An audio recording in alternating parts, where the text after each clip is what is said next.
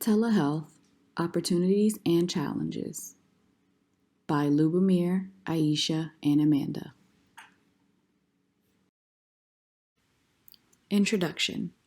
Telehealth is a broad term used to explain the utilization of technology to facilitate remote patient healthcare and education without the physical interaction. This method of healthcare delivery has united patients and providers in unimaginable ways, and it has also been implicated in the promotion of favorable outcomes. On the right, you can see that this is a simple depiction of telehealth. Here is a provider conducting a video call with her patient, and as you can see, she's utilizing many different aspects during this interaction.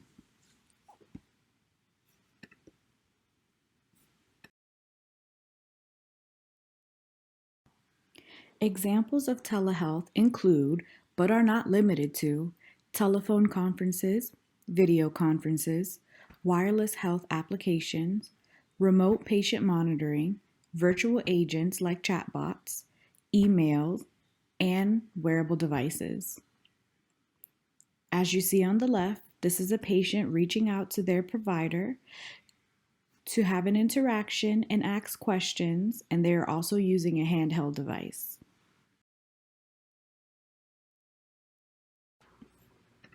Historical overview. Behaviors related to telehealth can be traced far back in our history. The use of ancient hieroglyphics and scrolls to share information is an example of this. Also, the use of telegraphs to transmit information about casualties and to request for medical supplies during the Civil War. In 1959, Nebraska Psychiatric Institute began using video conferencing for telepsychiatry. In the 1960s, the National Aeronautics and Space Administration, NASA, utilized telemedicine for astronauts in space. They were also very instrumental in facilitating telemedicine for rural areas like Minnesota, New Hampshire, Maine, Alaska, Arizona, and Washington in the 1970s and 1980s. This modality of care is increasing in popularity due to technological advancements and efficacy. Opportunities for success in regards to the implementation of telehealth. This involves challenging our conditioned view of healthcare. Historically, the mental picture you receive while envisioning healthcare involves being in a physician's office. With the implementation of telehealth, you can literally receive care anywhere at any time. It's also innovative, and it has evolved to meet the demands of the current pandemic while addressing patient needs safely. It's flexible and efficient. Patients can be scheduled closer together, which maximizes the provider's schedule and allows for more patients to be seen in a shorter amount of time. It's also convenient and accessible. This also maximizes the patient's time and promotes satisfaction. Historically, a doctor's visit would usually be the center focus of a patient's schedule. With the implementation of telehealth, healthcare visits are no longer a hindrance. Telehealth is also versatile and is used among many specialties and practices. Telehealth also supersedes physical barriers to care, and patients who had difficulty getting to appointments or physical limitation can now be seen without disruption in care.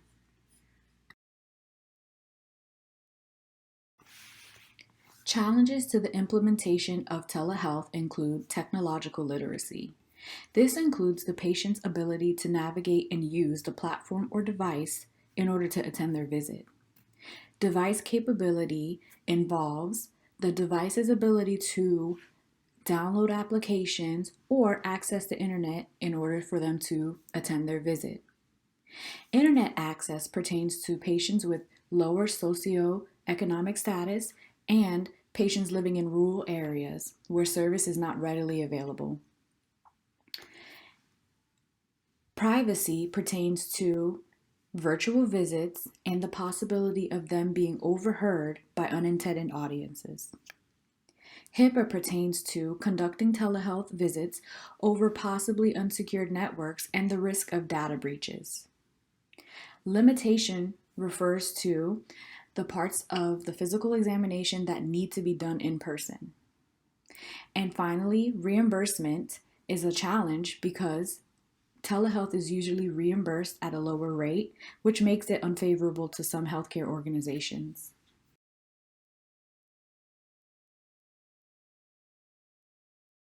There is a growing body of literature that reviews and handles issues related to telehealth.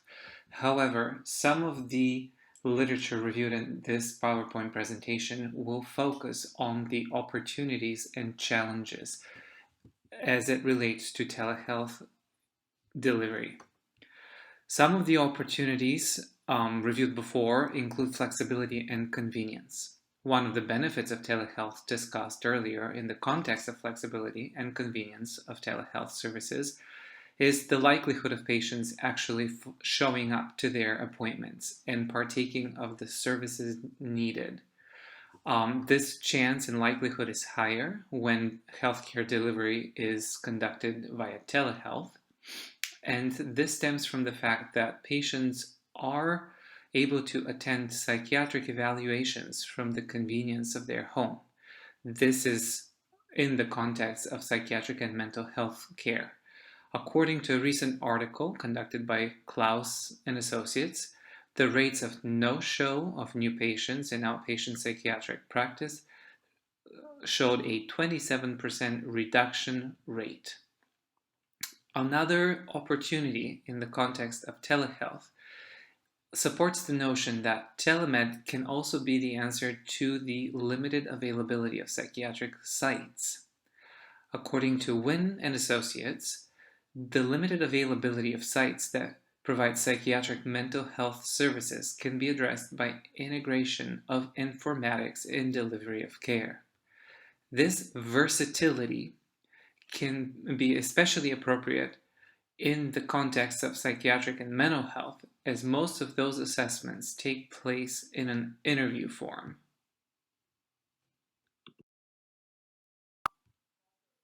As discussed earlier, an opportunity that can be seized in the context of telehealth is innovation. With the global COVID-19 pandemic, many emergency departments implemented innovative technologies, including telehealth, to deliver much needed care to the impacted patients and their families. According to a recent article, telehealth applications including tele-isolation, tele-triage, teleconsultation, virtual post-discharge assessment, acute care in the home, and telepalliative care were integrated during the pandemic in the search of innovative ways to deliver care. Another article reviews the mental health access for veterans, or in particular, they explored the implementation of telehealth through distribution of tablets and how that leads to higher clinical efficiency. So the focus of that particular article and study is efficiency. In the study, the subjects who have access barriers were given video-enabled tablets. This led to a reduction of missed opportunities of care, as well as higher clinical efficiency.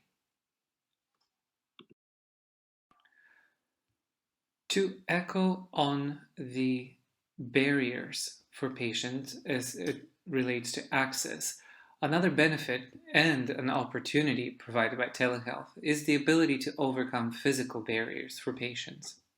In a recent study, Valdez and Associates explored the benefits of telehealth in the context of patients with disabilities and the potential for full participation in healthcare through the implementation of informatics. This ensures equal access to services and ultimately better patient outcomes. Lastly, speaking of opportunities, a possible solution to the shortage of healthcare professionals serving rural areas could in fact be heavy reliance on technology in the face of telehealth, such that more people can be reached in the comfort of their homes and the risk of missed appointments due to weather, mobility, and other logistics can be virtually eliminated. We have reviewed literature in the context of opportunities that are presented by telehealth. However, it is worthwhile to explore the opposite, or the limitations and challenges associated with telehealth.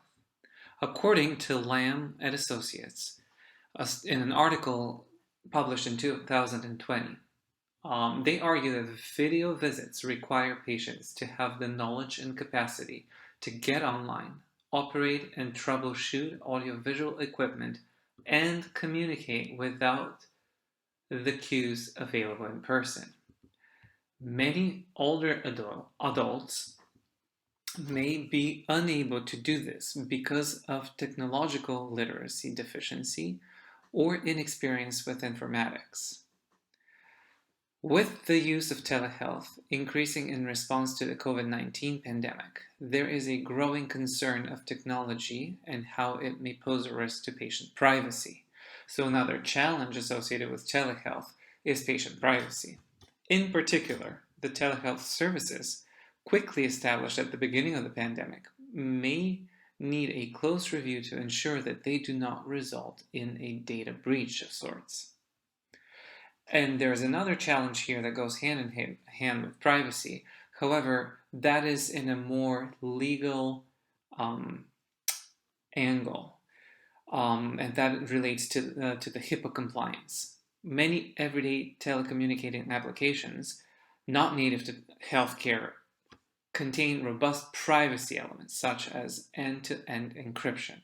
However, these are not necessarily HIPAA compliant if they do not feature the audit controls required for the privacy rule. System administrators must be able to record and follow audit trails whenever protected healthcare information is created, modified, accessed, shared, or deleted. This means that telehealth streams need to be reviewed in order to ensure the HIPAA compliance, or else they would be out of compliance. Lastly, when it comes to challenges of telehealth, there's interesting literature that is evolving in the context of the COVID-19 pandemic, and that is the concern of reimbursement. Historically, reimbursement for telehealth services is likely to be lower than non-telehealth services. According to Wilson and Associates, widespread adoption of telehealth may be hampered by lower reimbursement for telehealth services relative to face-to-face visits. This may result in lower incentives for providers to invest in telehealth technologies that do not result in significant cost savings to their practice, even if telehealth improves patient outcomes. This study was published in 2017, even though it is a relatively recent study and article exploring the integration of innovative technologies. Evolving dynamics of healthcare in the context of a global pandemic most recently have suggested that these circumstances of reimbursement are changing. Newer studies suggest that in certain circumstances, reimbursement can be accommodated for, especially in the context of COVID-19. According to Lepkowski, new policies allowing for telehealth reimbursement grant access to psychiatric and mental health services during COVID-19. Basically, the article explores how, in the context of mental health, mental health pioneers the delivery of telehealth services, partially because it is easier to accommodate psychiatric interviews that are in an interview form, but overall, all mental health and psychiatry are pioneering policies and change in reimbursement such that telehealth can be implemented and be more widespread. Telehealth services have proven to be instrumental in healthcare delivery during the COVID-19 pandemic and have allowed providers to reach large numbers of previously overlooked, rurally segregated, mentally ill, or impoverished patients. The role of nurses in telehealth. The role of the nurse that is supported by technology has evolved into one of empowerment, meaning nurses at all levels have taken on more responsibilities as members of the patient care team, and now have the enhanced ability to monitor, educate, follow up, collect data, and provide multidisciplinary care, including remote interventions, pain management, and family support in an innovative fashion. Changes in healthcare delivery. Home health nurses have been impacted the most by the sudden boom in telehealth services. The patient-to-nurse ratio in home health care agencies has risen dramatically after the increase in telehealth services, but without increases in the rate of nurse burnout. Technology appears to be easing the burden of healthcare delivery. Psychiatric nurse practitioners have also adapted with the changing post-pandemic landscape of healthcare delivery. A wide range of psychiatric services can be provided through live interactive communication, as well as storage and forwarding of images and video, allowing NPs to work collaboratively with multidisciplinary experts to ensure that patients receive timely and appropriate evaluations and care. Economic impact. Of the approximately $3.8 trillion in annual healthcare expenditures by the United States, an estimated $250 billion annually is needed to support telehealth services in this country. The data is still evolving in relation to the pandemic's effect on the economic impact of the sudden surge in care provided virtually. One study showed the pandemic has a direct correlation with a more than 25% decrease in in-person primary care office visits, which has been offset in part by increases in the delivery of telemedicine, which accounted for 35.2% of encounters during the second quarter of 2020. More patients sought out telehealth services or avoided non-emergent healthcare during the pandemic due to the fears of contracting the deadly virus. Impact on the nursing occupation. Research trends have shown that opportunities for nursing employment at all levels have increased due to the shift to telehealth services. Expenditure reduction. Patients who receive proper instruction in the use of telehealth services enjoy the monetary savings related to less travel for healthcare visits and visit costs, and a reduction in wait time before seeing a provider. When surveyed after the implementation of telemedicine services, healthcare providers were pleased with the increase in patient adherence to treatment plans and a reduction in costly appointment cancellations and unnecessary hospital readmissions. The first implication for nurse leadership I'm going to discuss is the introduction of innovative technologies into daily practice. In-house telehealth monitoring units, video conferencing in critical care units during emergencies, and the use of digital apps for data storage or medical fact-finding are all examples of current telehealth modalities that are in use in technology-forward facilities across the country. Nursing leadership will want to gradually introduce these innovative technologies into daily practice so they become commonplace among their staff. For telehealth education for the staff and the community, nurse leaders can positively influence change by ensuring the maximum protection of sensitive electronic patient data through purchasing and implementing current security software and healthcare data protection training for their subordinates.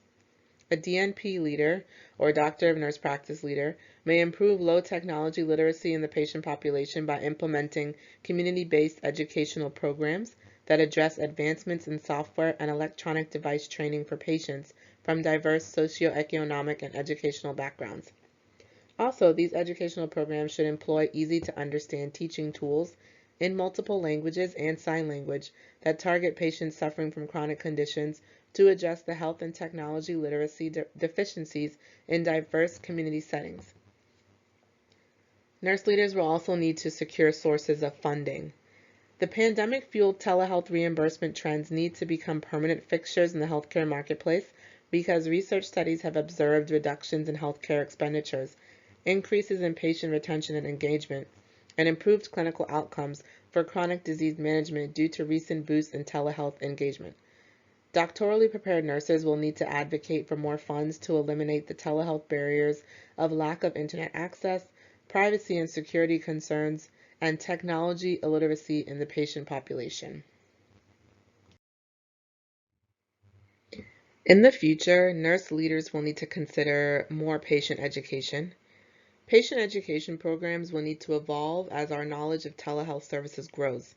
There is an immediate need to educate patients on how to obtain accurate readings for self-administered health data collection devices like blood pressure cuffs or glucose monitors within their homes to facilitate the out-of-office physical assessment process.